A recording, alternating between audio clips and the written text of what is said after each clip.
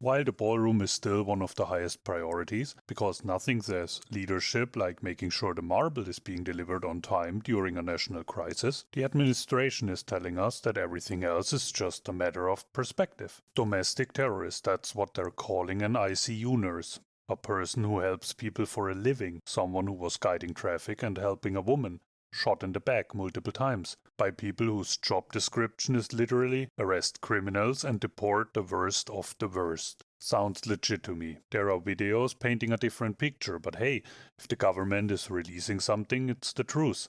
And if you believe that, I've got a Board of Peace membership to sell for only $1 billion. Meanwhile, a massive winter storm is leaving people without power, cancelling flights across the country, dumping more snow than Venezuela ever brought over by sea, climate extremes, record-breaking cold hitting much of the nation. But don't worry, besides the 401k records and tariffs, it's another win for the Sauron administration. Multiple states have activated emergency centers and declared weather emergencies, but at least the ballroom looks fantastic.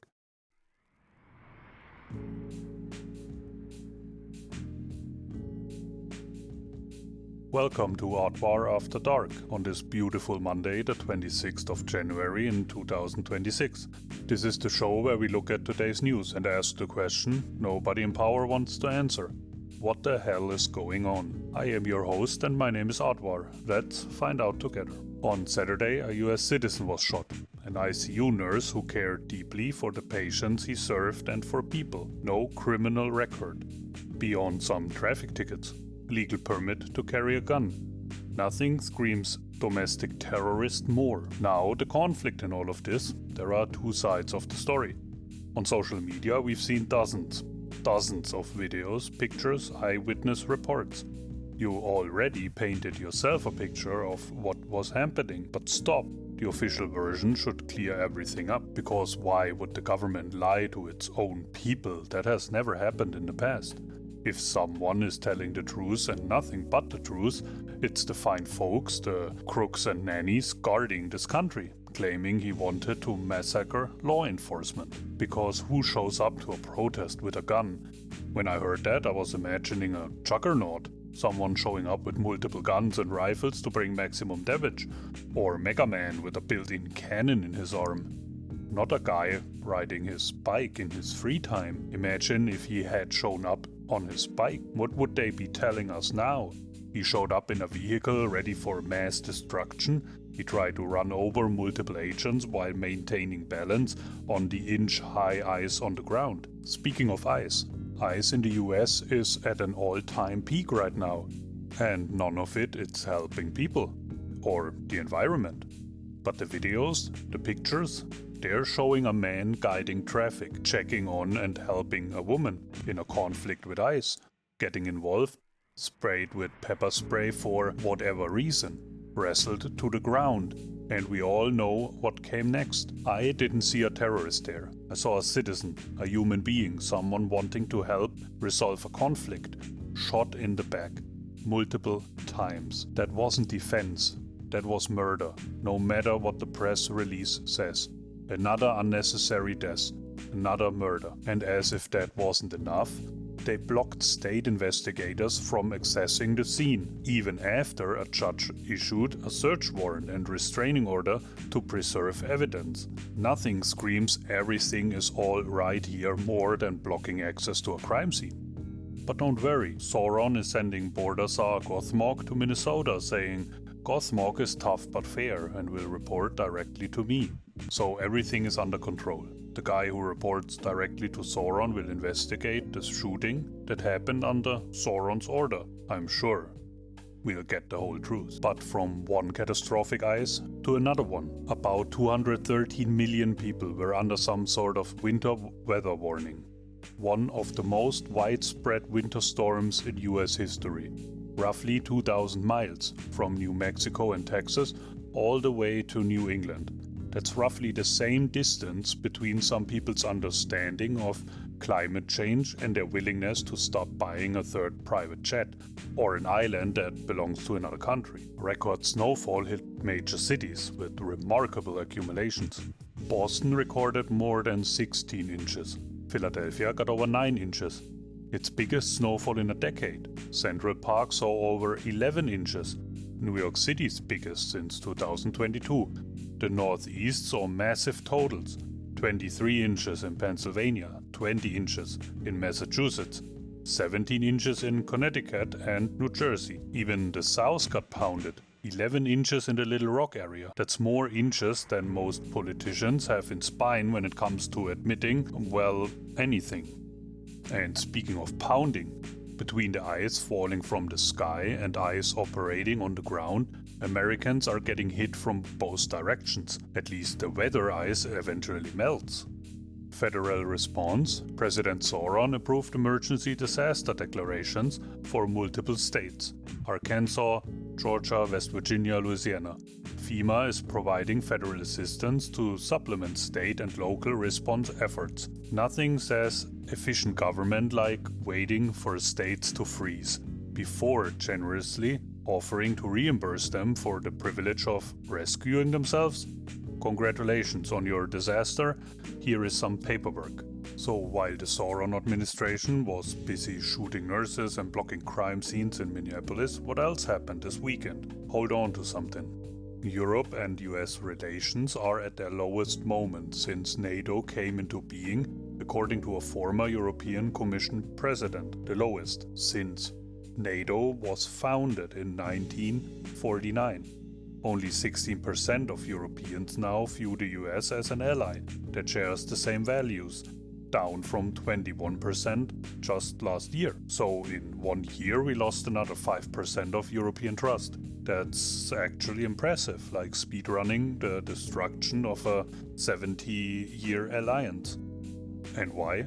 Well, let me tell you about Greenland. Sauron spent weeks threatening to use military force to annex Greenland, a territory of Denmark, our NATO ally, including threats of 25% tariffs on European goods unless Denmark handed it over. Sounds legit to me again. He appointed a special envoy whose job was to make Greenland part of the US and who planned to show up uninvited to a traditional dog sled race. Nothing says diplomacy like crashing a sled race you weren't invited to. He then announced he'd reached a framework of a future deal with NATO, which is apparently the concept of a deal, a framework of a concept. That's not diplomacy, that's performance art. Oh, and at Davos, Sauron also accused non-US NATO soldiers of staying away from front lines in Afghanistan. You know, the war where around 3,500 Allied troops died, including 457 British soldiers. The UK Prime Minister called the remarks insulting and frankly appalling, and demanded an apology. Denmark lost more than 40 troops. They have a population of 5 million people, but sure, tell them they didn't fight hard enough while you threatened to invade their territory. Meanwhile, back at home, RFK Jr.'s new vaccine policy will require doctor consultations for 6 shots that were previously given routinely to children. So now getting your kid vaccinated against measles requires more bureaucracy, because what parents needed was another hurdle between their children and disease prevention. Nothing says make America healthy again like making it harder to prevent polio. And in case you were wondering what else Sauron's been up to, at Davos he officially launched his Board of Peace, which about 20 countries signed onto, including several Muslim-majority and Central Asian nations, also Argentina, Paraguay and, checks notes, Bulgaria and Hungary. No other permanent UN Security Council member beyond the United States has joined. So, the Board of Peace. Remember, the organization where Sauron has absolute power, can veto everything, interprets all disputes and can dissolve it whenever he wants, has a track that counts on fingers, 2 EU countries and a bunch of nations probably hoping for favorable trade deals.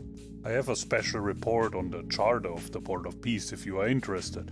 You can watch it here. Thank you for your attention. Oh, and Sauron's son-in-law announced Gaza reconstruction plans, because nothing says conflict-free interest like putting your family members in charge of Middle East policy. So to recap, we are at the lowest point in US-European relations since NATO's founding. Sauron threatened to invade an ally's territory, insulted fallen soldiers, made vaccination harder, and launched a peace organization that looks like a LinkedIn networking group for autocrats.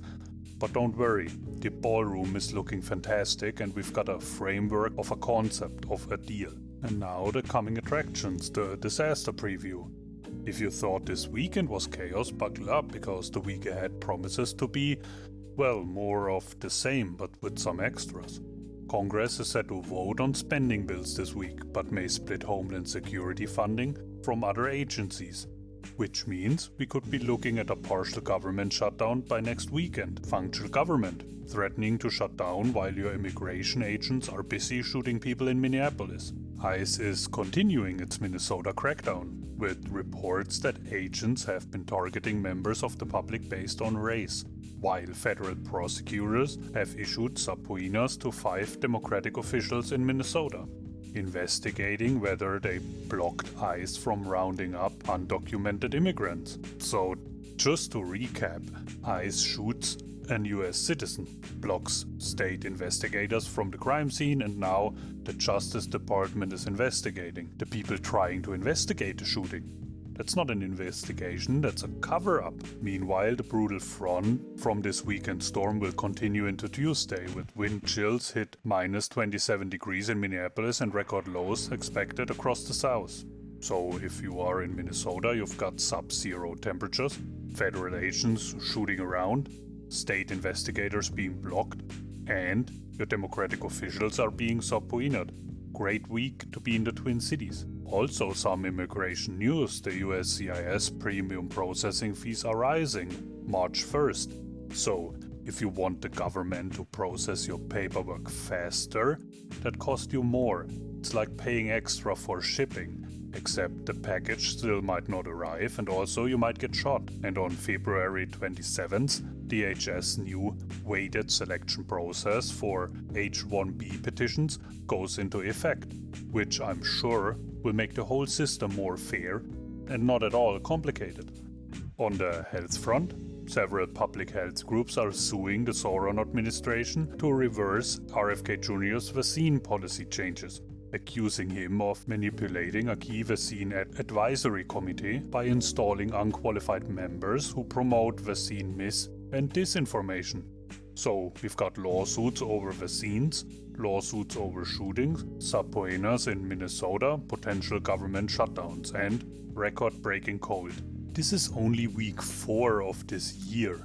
Ice keeps falling, the bodies keep piling up, and the only thing rising faster than tensions is the cost of government services. But hey, at least the ballroom is ready for whatever gala we are pretending is more important than all of this. So, the closing argument for today. An ICU nurse who spent his days saving lives, shot in the back while trying to help someone. State investigators blocked from a crime scene by the very people who created it. A winter storm leaving millions without power while the government argues about whose responsibility it is to help. Europe is looking at us like we've lost our minds because, let's be honest, we kind of have. And through it all there's this constant stream of press releases and true social posts. Official statements telling us what we saw didn't happen, that the videos we watched with our own eyes are somehow misleading, that the government, this government, is the only reliable source of truth. Here's what I need you to understand, this isn't normal. I know we've been living in this for so long that it feels normal. I know the outrage fatigue is real. I know you're tired of hearing unprecedented and historic and we've never seen anything like this before. Me too. And the numbness, that's intentional. That's the point. Because the moment you stop paying attention, the moment we stop asking questions, the moment we decide that our voice doesn't matter, that's when they win. I know that sounds cliche, but that's the truth.